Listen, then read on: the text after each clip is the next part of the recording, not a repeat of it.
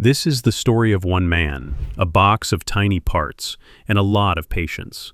Over the course of several weeks, he built something incredible, a remote-controlled Audi car, not just for its appearance, but packed with real mechanical systems, engine, transmission, suspension, even power steering. And the wild part?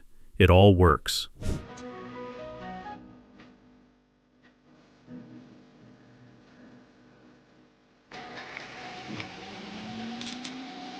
The project began with the engine, a working miniature engine, just like in a real car. The builder started with the starter motor, which is what helps an engine begin running. Once that was in place, he attached the flywheel, a spinning disc that keeps the engine smooth while it runs.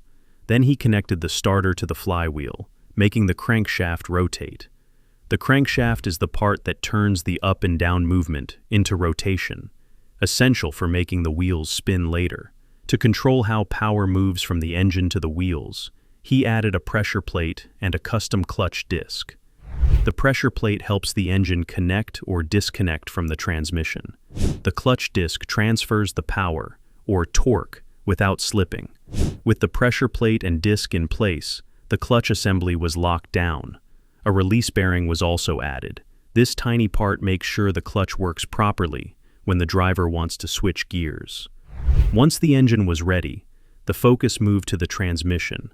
This part controls how fast the wheels spin, depending on how fast the engine is going.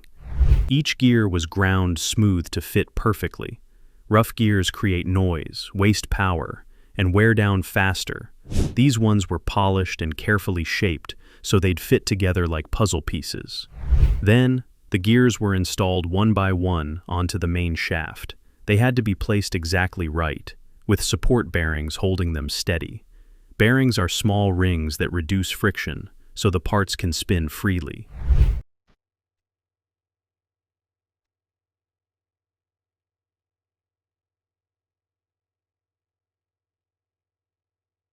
After checking that the gears move smoothly, the builder added the countershaft. It runs beside the main shaft and lets the gears work together to change speed. The two shafts were then installed into the transmission housing. This is the metal case that holds all the inner parts in place. To make sure the transmission didn't leak, a gasket was added to seal the housing tightly. Then, gear oil was added using a syringe, just like a real car mechanic would do, but on a smaller scale. After sealing everything, the housing was bolted shut. It was now a complete transmission, ready to work. Next, the gear selector was connected. This part lets the driver, or remote controller, choose different gears. It was linked to an electronic servo motor, which moves the gears remotely with high precision. Now, the engine and transmission were coupled together. This made one complete powertrain system, ready to move the RC Audi. To split power between the left and right wheels, a working differential was built. This is important because cars need the left and right wheels to spin at different speeds when turning. If both wheels spin the same all the time, the car could lose control in corners. The differential solves that by adjusting the power split during turns, or on uneven ground. The rear suspension subframe came next. This is the structure that holds the rear suspension in place and absorbs bumps from the road. In RC cars, just like full-size ones, it helps keep the ride smooth.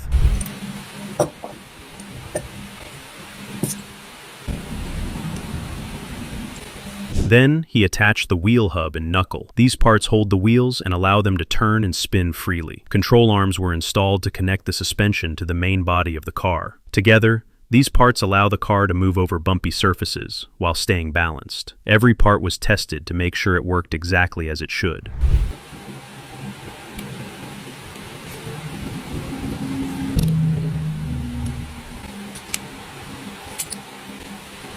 With the suspension in place, it was time for tires. These weren't just toy wheels. They were high-performance rubber tires made for grip and speed. Each one was tested to make sure it could handle fast driving and sharp turns. To stop all that speed, the car needed brakes, so brake supports were added to hold the brake system steady during high-pressure stops. Just like in a real car, the supports stopped the brakes from shifting or braking during use. The final step for the wheels was mounting everything to the rear axle. With the hubs, control arms, and suspension all connected, the back of the car was nearly complete. The front suspension came next. Just like the rear, it needed a strong subframe to keep everything in place. The subframe was aligned with extreme care to ensure balance and correct geometry. Even a small mistake in alignment could throw off the steering. Once the frame was set, the wheel hub and steering knuckle were added. These parts let the front wheels rotate and respond to steering commands. Control arms were installed to link the front suspension to the main chassis. These arms move up and down with the wheels, keeping the car stable while driving over uneven surfaces. Then came the steering rack. This component controls how the front wheels turn. It was tightly fixed to the chassis to prevent any wobble. Tie rods were connected to each end of the rack, linking directly to the wheels. This setup allowed the car to steer smoothly, just like a real vehicle.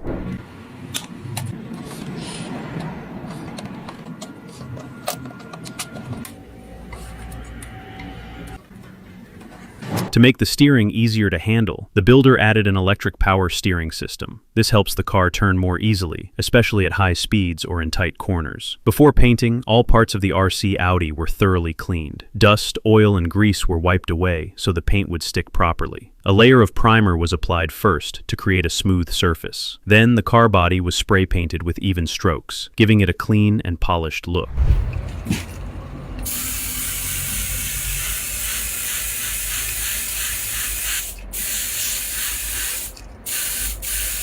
The final result was impressive. The body design was based on the Audi 100 Coupe S, a stylish performance car first released in 1969. The builder matched the shape, size, and details of the real vehicle, making this RC version a near-perfect copy. With the engine, transmission, suspension, steering, and body complete, it was time to bring everything together. The engine was mounted on the chassis, the transmission and differential were connected, the suspension was bolted down, steering components were locked into place, tires were installed, wires were checked, fluids were topped off. Now, the builder placed the RC Audi on a dyno test stand. This is a machine that measures engine power, speed, and torque. It lets the builder test how well the car performs without driving it on the ground. Gears were shifted through the remote system. The dyno showed how the car responded at different speeds and under different loads.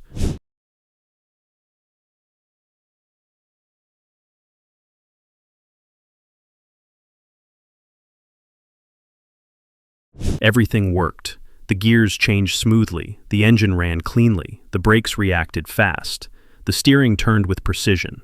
After hours of hard work and detail, the Mini Audi was alive.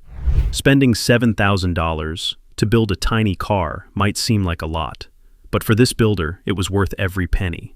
He didn't just build a remote control car, he built a working tribute to one of Audi's most iconic vehicles, complete with a running engine, real suspension, working brakes, and gear shifts.